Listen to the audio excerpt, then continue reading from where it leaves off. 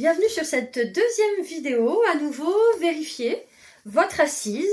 Emmenez la chair des fesses loin vers l'arrière. Posez-vous à l'avant de votre support. C'est important d'avoir un support, que ce soit un coussin ou une brique, ou même d'être assis sur une chaise.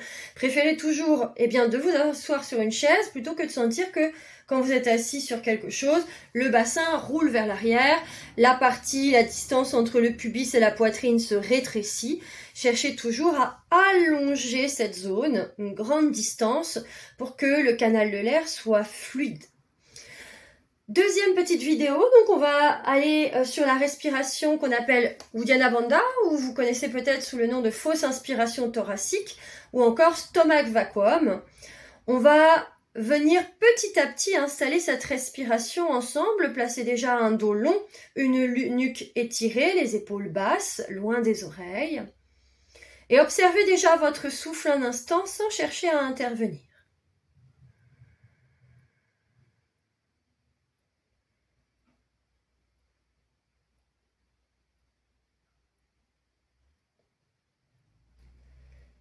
Et puis on va mettre un petit peu plus d'activité sur l'expiration. On va chercher à l'expire, à toujours dans l'autograndissement, à peut-être engager le plancher pelvien, le ventre, à faire ressortir l'air par le nez.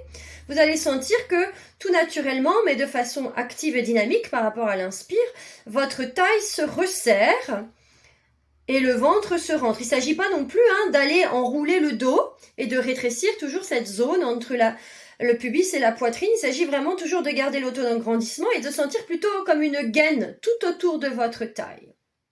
Donc on fait ce travail, on expire puissamment jusqu'au bout du souffle, on vide l'air complètement. Puis on se laisse inspirer, vous dilatez les narines, vous humez délicatement l'air de la pièce. À nouveau on expire profondément, sentez la taille qui se resserre, tout autour, devant, sur les côtés, derrière, vous êtes dans l'autograndissement. Et on se laisse inspirer. Et puis ensemble, on va sur la fausse inspiration thoracique, on explore, on le refera plusieurs fois. On expire, on vide l'air jusqu'au bout du souffle et quand on a vidé toute l'air, on va boucher notre nez, peut-être avec les deux doigts, ou peut-être si vous savez boucher votre nez sans les mains, faites-le, pour pouvoir inspirer sans prendre d'air. On inspire sans air.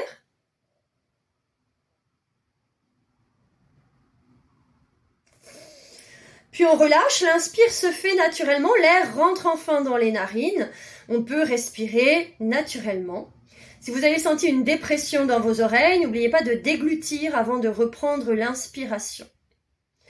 On y va ensemble. Vous allez sentir sans doute la taille qui se resserre, mimer un petit peu quelqu'un qui veut sauter dans une piscine, donc avec les côtes qui s'écartent, vraiment latéralement. Plus vous mimerez ça, plus vous irez loin dans l'inspiration sans air, plus vous allez sentir la dépression qui se fait dans le ventre avec le diaphragme qui remonte. On y va ensemble.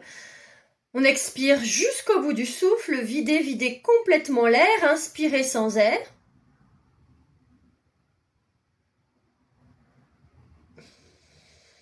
Et laissez-vous inspirer quand c'est nécessaire, reprenez de l'air et respirez tout naturellement. On va le refaire encore une dernière fois. Expirez profondément dans l'autograndissement, sentez le plancher pelvien, la taille qui se resserre. Grandissez-vous, allongez l'expire, videz jusqu'au bout du souffle. Inspirez sans air en bouchant ou non votre nez avec les doigts. Vous écartez bien les côtes, vous cherchez à inspirer encore et encore même s'il n'y a pas d'air qui rentre. Et quand c'est nécessaire, on lâche et on se laisse inspirer. Puis on reprend une respiration toute naturelle. La fausse inspiration thoracique, elle est très intéressante pour plusieurs choses. Déjà parce qu'elle vient faire un massage mécanique de toutes les viscères avec ce serrage assez intense du ventre. Elle permet la remontée du plancher pelvien, des organes, le travail en amplitude du diaphragme. Et puis, elle permet de renforcer la sangle abdominale profonde, donc c'est-à-dire tout ce qui maintient les viscères, mais aussi le dos. Les muscles expirateurs, ceux qui nous permettent de vider complètement l'air et d'amplifier de permettre plus d'amplitude dans le mouvement du diaphragme, qui souvent est limité par une respiration trop petite, trop courte dans le quotidien.